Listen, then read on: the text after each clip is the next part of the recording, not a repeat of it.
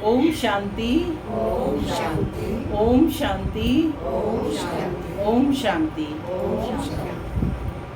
आज 11 सितंबर 2025 प्रातः मुरली ओम शांति बाप दादा मधुबन। आज मीठी मधुर मुरली में बाबा ने हम बच्चों को सावधानी दी है कि किसी से भी कोई वैर भाव नहीं रखना है, सदैव मिलकर रहना है और चलना है। साथ ही बाबा ने डायरेक्शन दी कि ये सारी दुनिया पतित विकारी बन गई है, तो ऐसे समय में हमें सबको परमात्म संदेश देना है कि पवित्र बनो और जीवन में दैवी गुणों की धारणा करो, तो बेड़ा पार हो जाएगा।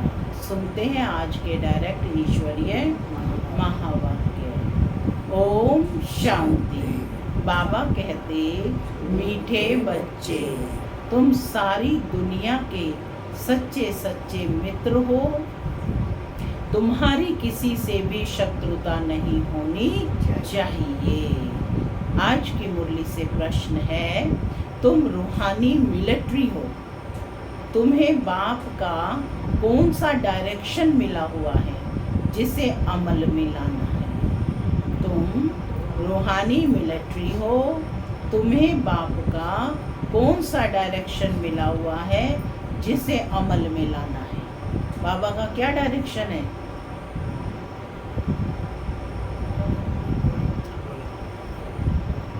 कौन सा डायरेक्शन है? सुनते हैं बाबा का उत्तर। बाबा कहते, तुम्हें डायरेक्शन है कि बैज सदा लगाकर रखो। कोई भी पूछे यह क्या है, तुम कौन हो, तो बोलो हम हैं सारी दुनिया से काम की अग्नि को बुझाने वाले फायर ब्रिगेड। इस समय सारी दुनिया में काम अग्नि लगी हुई है। हम सबको संदेश देते हैं कि अब पवित्र बनो, दैवी गुणों को धारणा करो और बेड़ा पार हो जाएगा। अब पवित्र बनो, दैवी गुणों की धारणा करो तो बेड़ा पार हो जाएगा। ओम शांति। माना मैं शांत स्वरूप आत्मा हूँ, शांति मेरा स्वधर्म है। बाबा कहते, मीठे बच्चे पिस जाना है। ओम शांति। मीठे मीठे रूहानी बच्चे सहज याद में बैठे हैं। कोई कोई को डिफ़िकल्ट लगता है, बहुत मूंझते हैं। हम टाइट अथवा स्ट्रिक्ट होकर बैठें। बाप कहते हैं ऐसी कोई बात नहीं है, कैसे भी बैठो, बाप को सिर्फ याद करना है। इसमें मुश्किलात की कोई बात नहीं। वह हठ योगी ऐसे टाइट होकर बैठते हैं, टांग पर टांग चढ़ाते हैं। यहाँ तो बाप कहते हैं बच्चे आराम से बैठो। बाप को और 84 के चक्कर को याद करो, यह है ही सहज याद। उठते बैठते बुद्धि में रहे। जैसे देखो यह छोटा बच्चा बाप के बाजू में बैठा है, इनको बुद्धि में माँ बाप की याद, माँ बाप भी याद होंगे ना, तुम भी बच्चे हो ना। बाप को याद करना तो बहुत सहज है। हम बाबा के बच्चे हैं, बाबा से ही वर्षा लेना है। शरीर निर्वाह अर्थ गृहस्थ व्यवहार में भल रहो, सिर्फ औरों की याद बुद्धि से निकाल दो। बाबा कह रहे हैं गृहस्थ व्यवहार में भल रहो, लेकिन औरों की जो याद है उसे बुद्धि से निकाल दो। कोई हनुमान को, कोई किसको, साधु आदि को याद करते थे, वह याद छोड़ देनी है। याद तो करते हैं ना, पूजा के लिए पुजारी को मंदिर में जाना पड़ता है, इसमें कहाँ जाने की भी दरकार नहीं है। कोई भी मिले बोलो शिव बाबा का कहना है कि मुझे एक बाप को याद करो। शिव बाबा तो है निराकार, जरूर वह साकार में ही आकर कहते हैं ममेकम याद करो। मैं पतित पावन हूँ, क्या स्पीच है ईश्वरीय महावाक्य, मैं पतित पावन हूँ। ये तो राइट अक्षर है ना। बाबा कहते हैं मुझे याद करो, तुम सब पतित हो। यह पतित तमो प्रधान दुनिया है ना, इसलिए बाबा कहते हैं कोई भी देहधारी को याद नहीं करो। यह तो अच्छी बात है ना। कोई गुरु आदि की महिमा नहीं करते हैं, बाप सिर्फ कहते हैं मुझे याद करो तो तुम्हारे पाप कट जाएंगे। यह है योग बल अथवा योग अग्नि।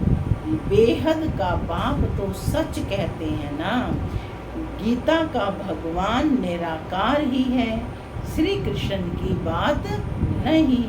भगवान कहते हैं सिर्फ तुम मुझे याद करो, और कोई उपाय नहीं है।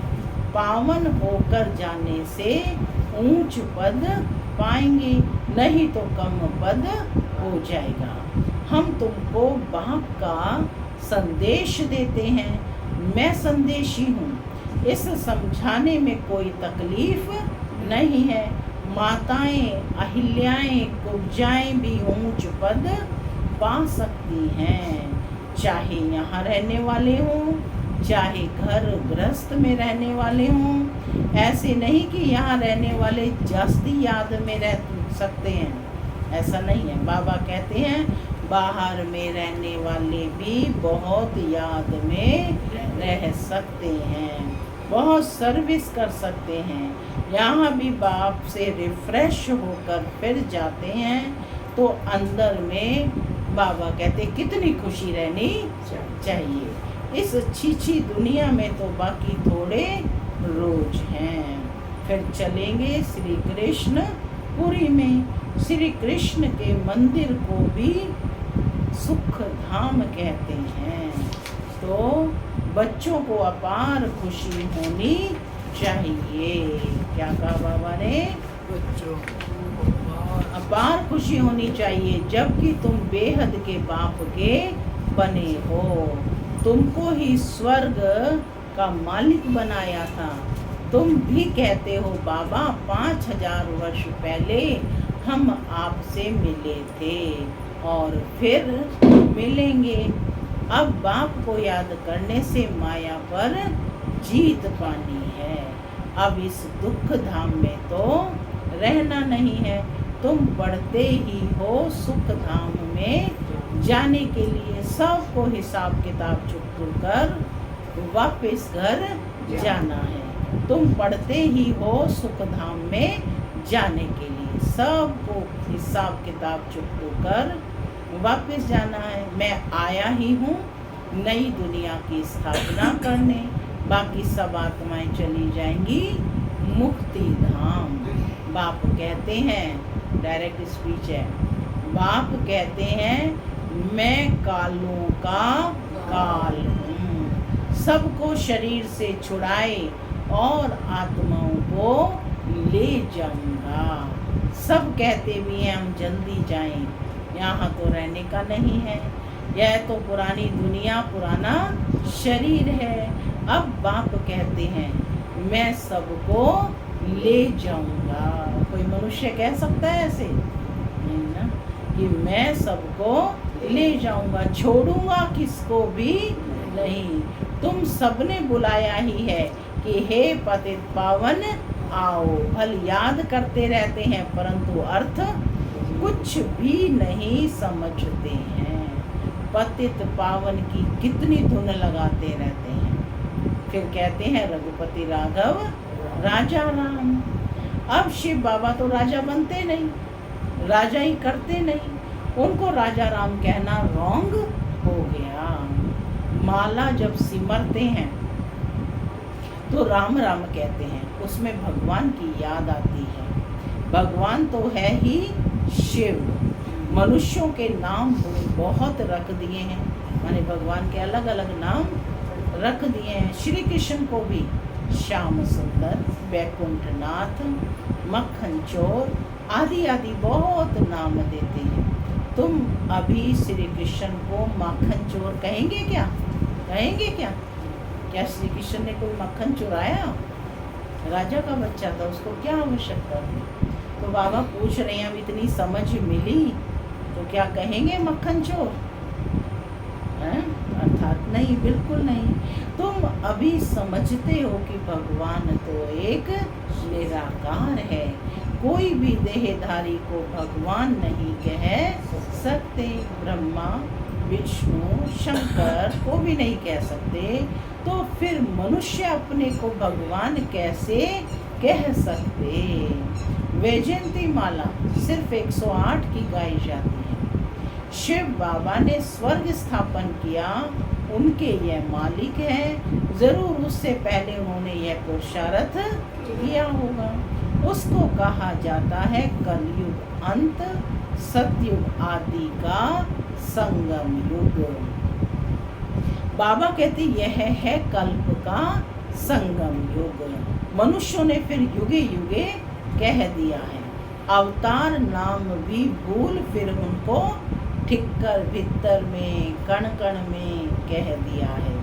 बाबा कहते ये भी ड्रामा है, माने किसी का कोई दोष नहीं है, ये भी ड्रामा है। तो जो बात पास्ट हो जाती है उसको कहा जाता है ड्रामा। कोई से झगड़ा आदि हुआ, पास हुआ, उनका चिंतन नहीं करना है। अच्छा कोई ने कम जास्ती बोला तुम उनको भूल जाओ, कल्प पहले भी ऐसे बोला था, वह बातें याद रहने से फिर बिगड़ते रहेंगे, वह बात फिर कभी बोलो भी नहीं। तुम बच्चों को सर्विस तो करनी है ना, सर्विस में कोई विघ्न नहीं पड़ना चाहिए, सर्विस में कमजोरी नहीं दिखानी चाहिए। शिव बाबा की सर्विस है ना, उसमें कभी जरा भी ना नहीं करना चाहिए, नहीं तो अपना पद भ्रष्ट कर देंगे।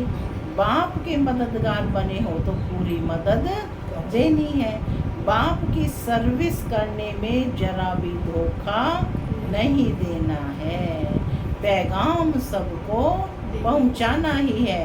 बाप कहते रहते हैं म्यूजियम का नाम ऐसा रखो जो मनुष्य देख अंदर घुसे और आकर समझे, क्योंकि यह नई चीज है ना, मनुष्य नई चीज देख अंदर घुसते हैं। आजकल तो बाहर से आते हैं भारत का प्राचीन योग सीखने, अब प्राचीन अर्थात पुराने ते पुराना, वह तो भगवान ही सिखाया हुआ है, जिसको 5000 वर्ष हुए, माने पुराना से पुराना योग तो भगवान द्वारा ही सिखाया गया है, जिसको 5000 वर्ष हुए। सत्युग त्रेता में योग होता नहीं, जिसने सिखाया वह तो चला गया, फिर जब 5000 वर्ष बाद आए तब ही आकर राजयोग सिखाई।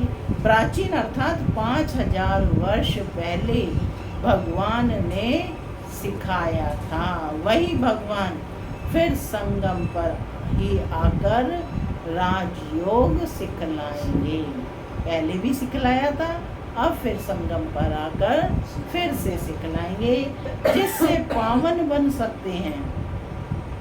इस समय तो तत्व भी तमो प्रधान है, पानी भी कितना नुकसान कारक है, नुकसान कर देता है। बाढ़ आदि आती है तो उससे क्या होता है, नुकसान होता है, उपद्रव होते रहते हैं पुरानी दुनिया में। सत्युग में उपद्रव की बात ही नहीं, वहाँ तो प्रकृति दासी बन जाती है, यहाँ प्रकृति दुश्मन बन करके दुख देती है। इन लक्ष्मी नारायण के राज्य में दुख की बात ही नहीं थी, सतयुग था, अभी फिर वह स्थापन हो रहा है। बाप प्राचीन राजयोग सिखा रहे हैं, बाप प्राचीन राजयोग सिखा रहे हैं, फिर 5000 वर्ष के बाद सिखाएंगे, जिसका पाठ है वही बजाएंगे। बेहद का बाप भी पाठ बजा रहे हैं। बाप कहते हैं मैं इनमें प्रवेश कर स्थापना कर चला जाता हूँ, डायरेक्ट स्पीच है। क्या कहते हैं बाप, मैं इनमें किसमें, ब्रह्मा में प्रवेश कर पाठ बजाकर फिर चला जाता हूँ। हाहाकार के बाद फिर जय जयकार हो जाती है। पुरानी दुनिया खत्म हो जाएगी। इन लक्ष्मी नारायण का राज्य था तो पुरानी दुनिया नहीं थी। 5000 वर्ष की बात है, लाखों वर्ष की बात हो नहीं सकती। तो बाप कहते हैं और सब बातों को छोड़ इस सर्विस में लग जाओ। अपना कल्याण करने रूठ कर सर्विस में धोखा नहीं देना चाहिए। यह है ईश्वरीय सर्विस। माया के तूफान बहुत आएंगे, परंतु बाप की ईश्वरीय सर्विस में धोखा नहीं देना है। बाप सर्विस अर्थ डायरेक्शन देते रहते हैं। मित्र संबंधी आदि जो भी आए, सबके सच्चे मित्र तो तुम हो। तुम ब्रह्मा कुमार कुमारियां तो सारी दुनिया के मित्र हो, क्योंकि तुम बाप के मददगार हो। मित्रों में कोई शत्रुता नहीं होनी चाहिए। कोई भी बात निकले, बोलो शिव बाबा को याद करो। बाप की श्रीमत पर लग जाना चाहे, नहीं तो अपना नुकसान कर देंगे। क्या कहा बाबा ने? बाप की श्रीमत पर लग जाना है, नहीं तो अपना नुकसान कर देंगे। ट्रेन में तुम आते हो, वहाँ तो सब फ्री हैं, सर्विस का बहुत चांस है। बैच तो बहुत अच्छी चीज़ है, हर एक को लगा कर रखना है। चेक करें, सब ने बैच लगाया हुआ है? आपने नहीं लगा रखा, बैच जरूर लगाना है। देखो बाबा की डायरेक्शन है, हर एक को लगा कर रखना है ये बैच। कोई पूछे आप कौन हो तो बोलो हम हैं फायर ब्रिगेड। जैसे वे फायर ब्रिगेड होते हैं आग को बुझाने के लिए, तो इस समय सारी सृष्टि में काम अग्नि में सब जले हुए हैं। अब बाप कहते हैं काम महा शत्रु पर जीत पहनो। बाप को याद करो, पवित्र बनो, दैवी गुण धारण करो तो बेड़ा पार है। यह बैज श्रीमत से ही तो बने हैं। बहुत थोड़े बच्चे हैं जो बैज पर सर्विस करते हैं। मैंने कहीं भी जाते हैं बैज लगा हुआ रहे तो अलग से पहचान लेते हैं ना। तो बाबा कहते इस पर सर्विस करना इजी रहता है। तो बाबा कहते कि बहुत थोड़े बच्चे हैं जो बैच पर सर्विस करते हैं। बाबा मुरलियों में कितना समझाते रहते हैं, हर एक ब्राह्मण के पास यह बैच होना चाहिए। कोई भी मिले उनको इस पर समझाना है, यह है बाबा, इनको याद करना है। हम साकार की महिमा नहीं करते हैं, सर्व का सद्गति दाता एक ही निराकार बाप है, उनको याद करना है। याद के बल से ही तुम्हारे पाप कट जाएंगे, फिर अंतमति सो गति हो जाएगी, दुख धाम से छूट जाएंगे, फिर तुम विष्णुपुरी में आ जाएंगे। कितनी बड़ी खुशखबरी है। क्या खुशखबरी है? दुख धाम से छूट जाएंगे और विष्णुपुरी में आ जाएंगे। तो कितनी बड़ी खुशखबरी है। लिटरेचर भी दे सकते हो, बोलो तुम गरीब हो तो फ्री दे सकते हैं, साहूकार हो तो पैसा दे देना चाहिए, क्योंकि यह तो बहुत छपाने होते हैं। यह चीज़ ऐसी है जिससे तुम फकीर से विश्व का मालिक बन जाएंगे। समझानी तो मिलती रहती है। कोई भी धर्म वाला हो, बोलो वास्तव में तुम आत्मा हो, अपने को आत्मा समझ बाप को याद करो। अब विनाश सामने खड़ा है, यह दुनिया बदलने वाली है। शिव बाबा को याद करेंगे तो विष्णुपुरी में आ जाएंगे। बोलो यह आपको करोड़ों पद्मों की चीज देते हैं। बाबा ने कितना समझाया है, बैज पर सर्विस करनी है, परंतु बैज लगाते नहीं। क्या कहा फिर से बाबा ने? बैज पर सर्विस करनी है, परंतु बच्चे बैज लगाते नहीं। लज्जा आती है ना, ब्राह्मणियाँ जो पार्टी लेकर आती हैं अथवा कहाँ ऑफिस आदि में अकेली जाती हैं तो ये बैज जरूर लगा रहना चाहिए। जिसको तुम इन पर समझाएंगे वह बहुत खुश होंगे। बोलो हम एक बाप को ही मानते हैं, वही सबको सुख शांति देने वाला है। उनको याद करो, पतित आत्मा तो जा ना सके। अभी यह पुरानी दुनिया बदल रही है, ऐसे ऐसे रास्ते में सर्विस करते आना चाहिए। बाबा कहते तुम्हारा नाम बहुत होगा।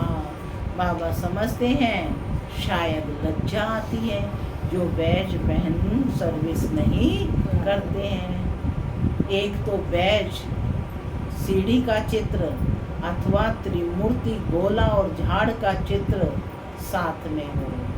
क्या कह रहे हैं बाबा?